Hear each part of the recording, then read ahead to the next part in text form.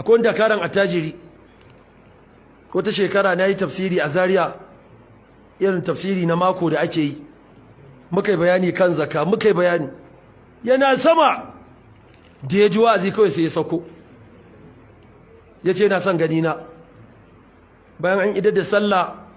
ya ce da Allah yana so in samu malamai akalla mutum 10 a daren nan a zo a yi lissafin abin da ya mallaka zai fidda zakka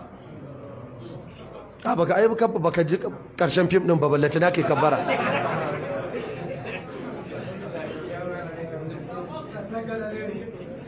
wallahi idan ya kalli kasa din nan ya san mun yi haka kuma na san zamu maimaita wannan magana a gaban Allah yawma la yanfa'u malun wala banun muka je aka samu malamai nace mushi to kaga saboda yanayi a dan yi mana shayi a sa Nescafe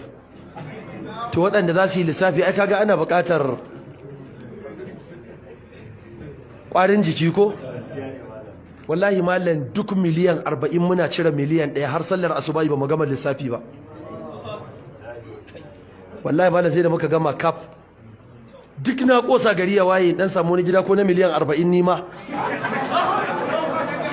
wallahi muna kai masa result yace malam yace da me yace wallahi ba zan iya cirewa ba kai tsaye yace wallahi ba zai iya cirewa ba yanda kuka yi inna lillahi nan mu ma haka muka yi to shi mai wa'azi ba a so a tashi 1-0 muka gade ko da ba a samu damar fidda zakar ba dai ko kyautar ne dai ya raba biyu ya ba da rabi in Allah ya kai mu badikila Allah ya shirye da shi ya fitar gaba daya yace wallahi malam bazan iya ba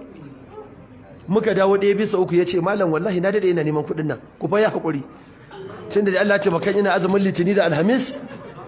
yace kila za mu hai kun san abin mamaki da ƙarye yadda zai iya cire kashi 1/10 1/10 na abin da muka yi lissafi zai cire na zaka shi ma 1/10 ya ce wala ba zai iya raba kuɗin ba sai dai a siyo masara a siyo gero a siyo kar dai mu yi kuɗi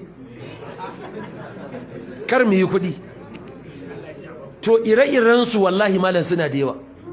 duk mutumin da kaga ya cire zakka ya bayar duran da za a yi taron masu imani sashi ciki fidda zakka sai mai imani yana cikin abin da ya jefa mu cikin wannan bala'in